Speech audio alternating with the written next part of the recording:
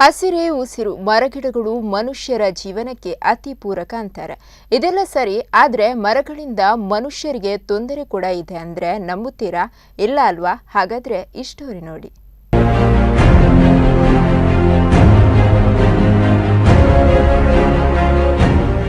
ಇದು ಬ್ರಹ್ಮಾವರದಿಂದ ಹೆಬ್ರಿ ತನಕದ ರಾಜ್ಯ ಹೆದ್ದಾರಿ. ಇದರ ಇಕ್ಕೆಲದಲ್ಲಿದೆ ಬಾನೆತ್ತರಕ್ಕೆ ಬೆಳೆದು ನಿಂತು ಸಾವಿನ ಅಂಚಿನಲ್ಲಿರುವ ನೂರಾರು ವರ್ಷದ ಹಳೆ ಮರಗಳು. ಇದು ಹಿಂದಿನ ಕಾಲದಲ್ಲಿ ನಡೆದಾಡುವ ಕಾಲದಲ್ಲಿ ಎತ್ತಿನ ಬಂಡಿ ಮತ್ತು ನಡೆದು ಸಂಚಾರ ಮಾಡುವ ಜನರ ನೆರಳಿಗಾಗಿ ಬೆಳೆಸಿದ ಮರಗಳು. ಬ್ರಹ್ಮಾವರ ಹೆಬ್ರಿ ರಸ್ತೆಯ ರಾಜ್ಯ ಹೆದ್ದಾರಿಯ ಮಧ್ಯಭಾಗದಲ್ಲಿ ಚೇರ್ಕಾಡಿ ಗ್ರಾಮ ಪಂಚಾಯಿತಿ ಕೂಡ ಆ ಒಂದು ಹೆದ್ದಾರಿಯಲ್ಲೇ ಇದೆ. ಆ ಗ್ರಾಮ ಪಂಚಾಯತ್ ವ್ಯಾಪ್ತಿಯಲ್ಲಿ ಬಹಳಷ್ಟು ವಾಹನ ಸಂಚಾರ ಇತ್ತೀಚಿನ ದಿನಗಳಲ್ಲಿ ಬಹಳಷ್ಟು ಹೆಚ್ಚಾಗಿ ಬಹಳಷ್ಟು ಅಪಾಯಕಾರಿಯ ಪರಿಸ್ಥಿತಿಗಳು ಕೆಲವೊಂದು ದಿನದಲ್ಲಿ ನಾವು ಕಂಡಿದ್ದೇವೆ. ಈ ಒಂದು ರಾಜ್ಯ ಹೆದ್ದಾರಿಯಲ್ಲಿ ಹಿಂದಿನ ಶತಮಾನ ಅಂತ ಹೇಳ್ಬೋದು, ನೂರಾರು ವರ್ಷದ ಹಿಂದಿನಿಂದಲೂ ಕೂಡ ಸಾಲು ಮರಗಳು ಬಹಳಷ್ಟು ಇದ್ದವು.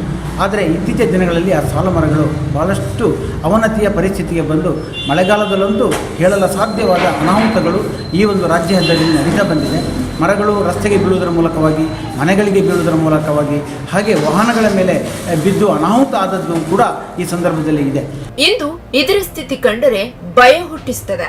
ಮರದ ಬುಡಗಳು ಜೀವ ಕಳೆದುಕೊಂಡು ಟೊಳ್ಳಾಗಿದೆ.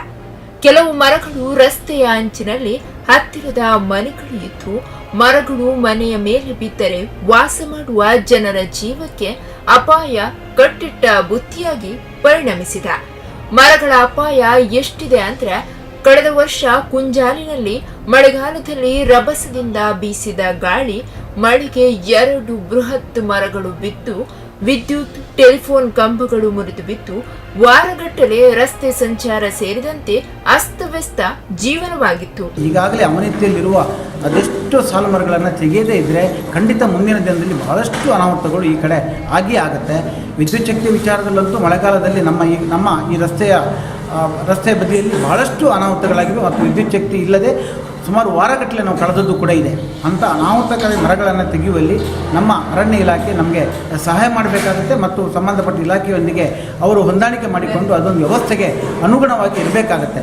ಇತ್ತೀಚಿನ ದಿನಗಳಲ್ಲಿ ಅನಾಹುತ ಆದದ್ದು ನೋಡಿ ಮೊನ್ನೆ ಜಿಲ್ಲಾಧಿಕಾರಿಯವರು ಅಂಥ ಮರಗಳನ್ನು ತೆಗೆಯುವರೆ ಆದೇಶ ಕೂಡ ಮಾಡಿದರು. ಆದರೆ ಅದಕ್ಕೆ ಸರಿಯಾಗಿ ಸಮಸ್ಯೆಗೆ ಪೂರಕವಾಗಿ ಸ್ಪಂದನೆಯನ್ನು ಅರಣ್ಯ ಇಲಾಖೆ ಮಾಡ್ತಾ ಇದೆ. 10 ಗ್ರಾಮ ಪಂಚಾಯಿತಿ ವ್ಯಾಪ್ತಿಯಲ್ಲಿರುವ ಈ ರಾಜ್ಯ ಹೆದ್ದಾರಿಯ ಬದಿಯಲ್ಲಿರುವ ಮರದ ಅಪಾಯದ ಬಗ್ಗೆ ಸಾರ್ವಜನಿಕರು ಗ್ರಾಮ ಪಂಚಾಯಿತಿಗೆ ದೂರು ನೀಡಿದ್ದಾರೆ. ಪರಿಸರವಾದಿಗಳು, ಅರಣ್ಯ ಇಲಾಖೆ ಸೇರಿದಂತೆ ಹಲವಾರು ಕಾನೂನಿನ ತೊಡಕು ಉದ್ಭವವಾಗುತ್ತಲೇ ಇದೆ.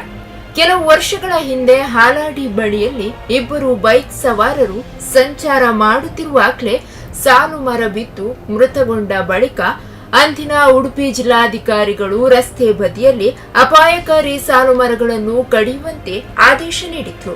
ಆದರೆ ಅದು ಈ ತನಕ ಅನುಷ್ಠಾನವಾಗಿಲ್ಲ.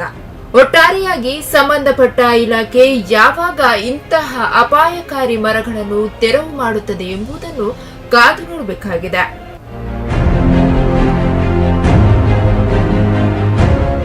ಶಿವರಾಮ್ ಆಚಾರ್ಯ, ಸ್ಪಂದನ ನ್ಯೂಸ್, ಬ್ರಹ್ಮಾವರ.